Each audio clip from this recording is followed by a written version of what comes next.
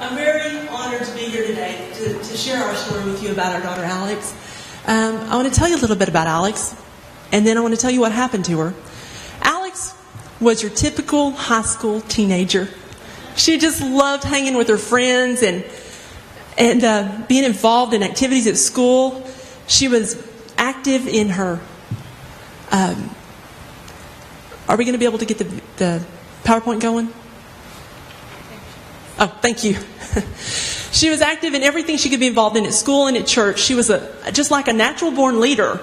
She was a small young lady. She was only about 5'6", but she had the biggest heart I'd ever seen and the biggest personality. She would love getting up here and talking to you about things in life. Alex was involved in every activity at school she could be involved in. She was an award-winning actress on stage.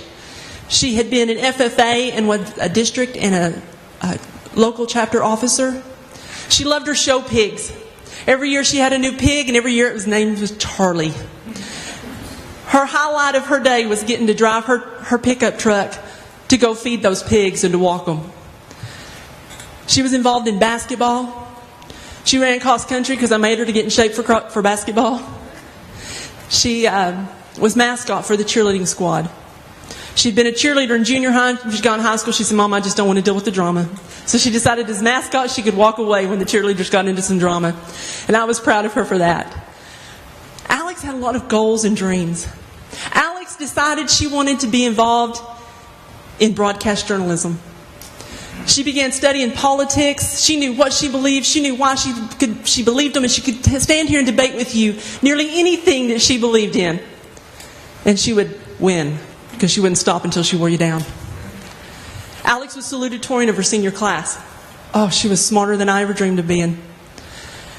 The counselor came and told us just a few weeks before Alex's wreck that if she continued carrying that 4.0 in her college classes that she was taking in high school, she would end up being valedictorian.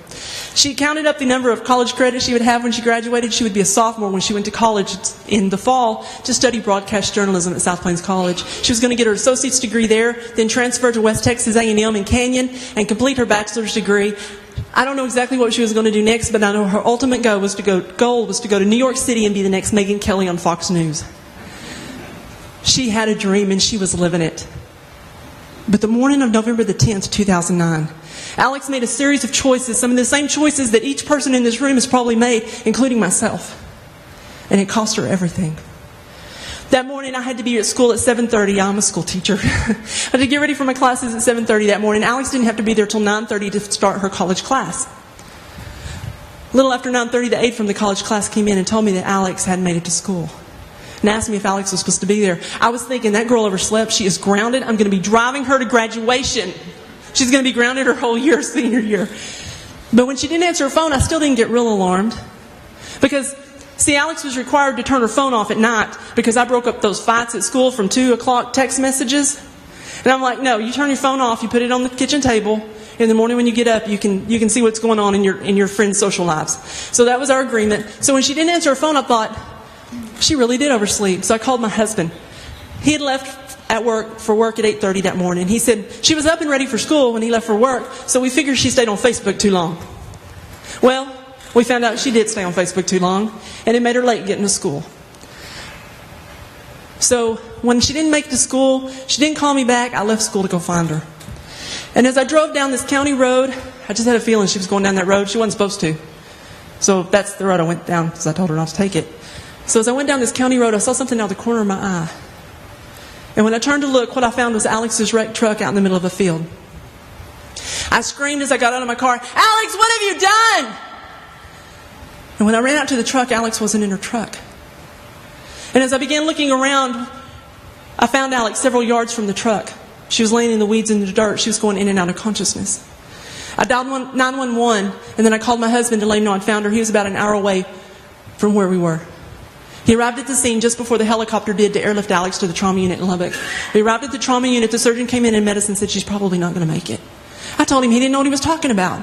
So there's no way that I could believe that my 17-year-old daughter was going to be gone before she ever got out of high school.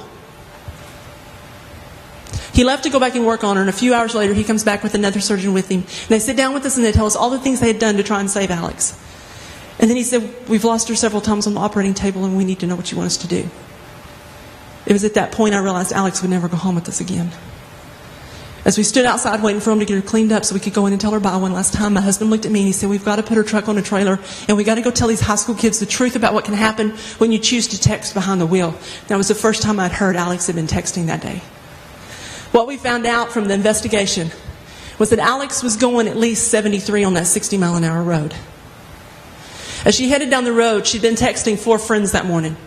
As she entered her last text, the highway patrolman said she went off the road and things happened so quickly she didn't even have time to respond. As she went off the road, her truck rolled one time. But one time's all it takes to throw you out when you don't wear your seatbelt. For some reason that morning, Alex chose not to wear her seatbelt. She knew better. It was never an argument before. But she didn't always wear her seatbelt in that truck, I found out later. He said as the truck rolled, she came out the passenger side window, and as the truck completed its roll, it landed on top of my 115-pound daughter and crushed her. And then it rolled over right side up. Her cell phone was still inside the truck. They found it in the floorboard of the driver's side. It was ringing because her friends were calling and texting her, wanting to let her know they were praying for her and they were going to come see her after school that day. We've traveled and talked to over 300 schools. By the end of the school year, in 1 year, we've gone to over 26 states to share our message and what happens when you choose to be distracted behind the wheel by your cell phone. I love what my daughter always tells them. My daughter, Katrina, travels with us. We started doing this when she was 11, right after Alex died. She's 14 now. And we don't tell her what to say. What she says comes from her heart, and I love what she says. Take out your cell phone and look at it. Is your last text worth your life? Thank y'all so much.